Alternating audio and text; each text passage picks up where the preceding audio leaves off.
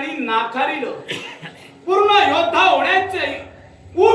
होण्याची इच्छा आमची असल्या कारणास्तव त्या क्षणी तिथून त्याग केला आणि मैनगिरी पर्वतापर्यंत आमचं जाणं झालं.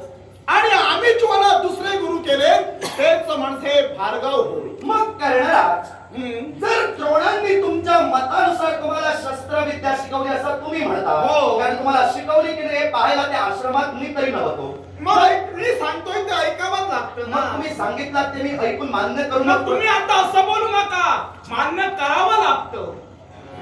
मी तुम्हाला काय सूचित केलं? काय? जर शस्त्रविद्या द्रोणांनी तुम्हाला शिकवली तर हे तुमचं विधान मी मान्य करून गृहीत धरून चालतोय. गृहीत म्हणजे संशय येतोय.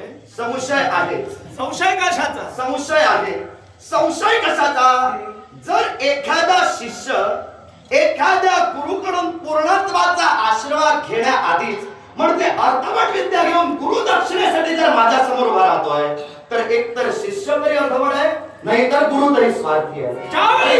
ऐक, माझं बोलून झालेलं नाही. तू तुझं मत जे मांडलंस ते मी स्पष्टपणे तुझं ऐकून घेतलं. आता मलाही संधी दे माझं मत नाही, बोला. विश्वाच्या पाठीवर गुरुनं प्रबोध निर्माण करायचा असतो. अर्थात निर्मळ प्रबोध करणारा गुरु या गुरुच्या चरणापाशी शिष्य आपली माथा सदैव ठेवतो. अर्थात गुरुचा शिष्याचा अंगीकार केल्यानंतर गुरुनं आपल्या अंतःकरणात संकोच बाळगायचा नसतो ज्ञानार्जन करत असताना.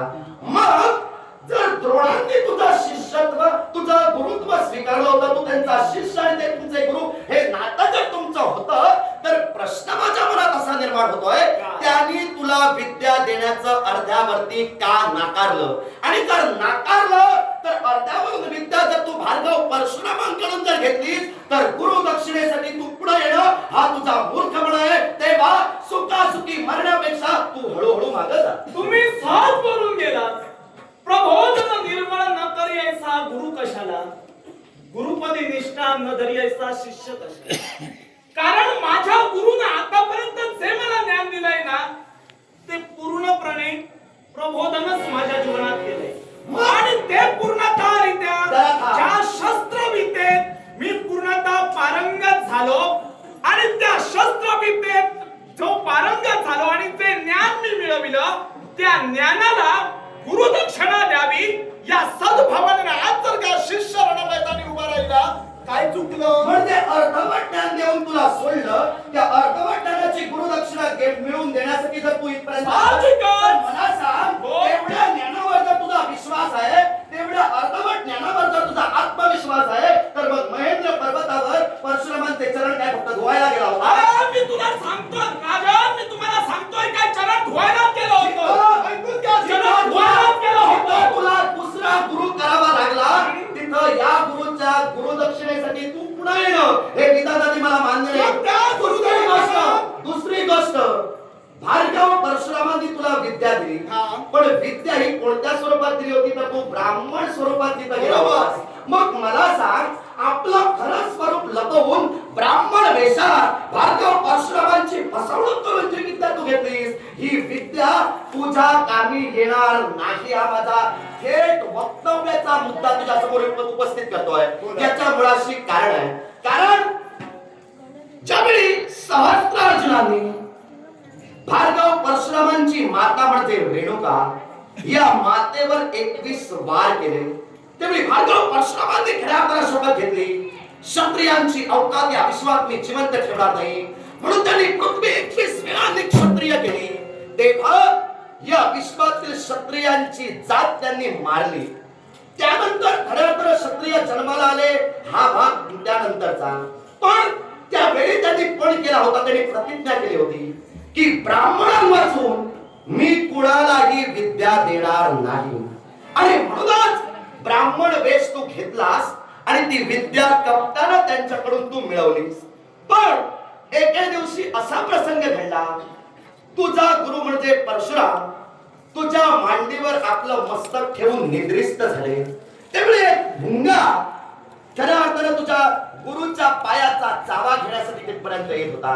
तेव्हा आपल्या गुरुला अपाय होऊ नये, आपल्या गुरुला पीडा होऊ नये म्हणून त्या भुंग्याला तुझ्या हातात धरलंस. त्यानं काय केलं, आपल्या हातापायाने किंवा तीक्ष्णतेनं तुझ्या हस्तावर वार करायला सुरुवात केली, त्यावेळी तुझ्या हस्तातून रक्त एकसारखं भळाभळा वाहत होतं.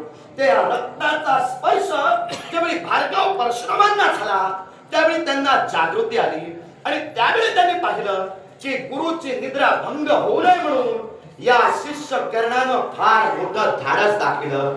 पण हे कृत्य एक ब्राह्मण करू शकत नाही, कारण ब्राह्मणाची सहनशीलता आणि क्षत्रियाची सहनशीलता यात फरक आहे. मग ब्राह्मण वेशात आपल्या समोर जो कर्ण आहे तो निश्चित ब्राह्मण नाही, तो कुणीतरी दुसरा असायला हवा. म्हणून त्यावेळी त्यांनी धारधारणा केली.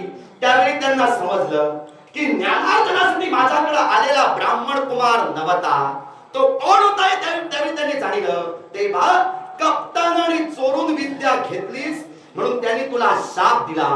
युद्धाच्या ऐन समयी जी विद्या तू माझ्याकडून घेतलीस त्या विद्येची तुला विस्मृती होईल. मग आता मला सांग, युद्धासाठी माझ्यापर्यंत आलास, मला बंदिवान करून तू घेऊन जाणार हा तुझा मानस आहे. मग त्या शापानुसार युद्धाचा ऐन समय म्हणजे ऐन वेळ युद्धाची जर आता उद्भवली आणि तुला तुझ्या विद्येचं स्मरण झालं तर तू सुखासुखी मरणार. तेव्हा तू कुणाच्याच भानगडीत पडू नको. भाग्यवंत समजतोय.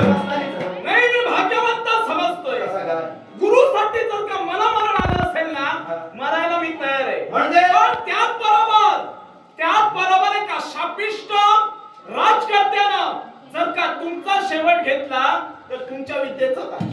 मग एका शापिष्टानं जर माझ्या विद्येचा वेध घेतला म्हणजे तुझ्याकडून जर मी मेलो तर गुरुदक्षिणा तू तुझ्या गुरुला दिली असा साहजिक आहे. आता तुला तुझाच प्रश्न उलटा करून विचारतोय. बोला. जर माझ्याकडून तू मेला असतं तुझं पुढचं कसं काय? मी भाग्यवंत समजतोय ना. मग? का काय सांगतो मी भाग्यवंत का समजतो? तू माझ्या गुरुसाठी मेलो. मग गुरुसाठी जर मेलो हे शब्द तुझ्या मुखातून बाहेर पडताय आणि गुरुसाठी ज्या गुरुनं तुला अर्ध्यावरून लाखांडलं त्याच्यासाठी जर मरणाचे खऱ्या अर्थाने डोहाळ्यातून आठवून जरी पाहिला असशील तर मी सुद्धा भाग्यवान समजतो. रणांगणात लढता लढता मेलो. आणि हे जर का तुला भाग्यवंताचे डोळे जर का आठवले असतील पूर्ण करण्यासाठी हा कर्ण आज तुमच्या नजरेसमोर उभा मात्र मी सांगायला हो ना. तू माझ्या नेत्रासमोर उभा आहेस, तुझ्या नेत्रातील आरक्तता मला दिसते. पण जिथं ज्या गुरुनं तुला लाखांडलं त्या गुरुचा स्वाभिमान घेऊन तू माझ्याशी भांडतोयस. अर्थात मला तरी असं वाटतंय तुझी कृती आणि तुझी पावलं उचलली असती सत्य धर्माची नव्हे, तेव्हा तुला सेवा करण्यासाठी मी सज्ज आहे. आणि एवढा तर तुमचा उद्देश असेल पण स्वतःच्या गुरुला दिलेलं वचन पूर्ण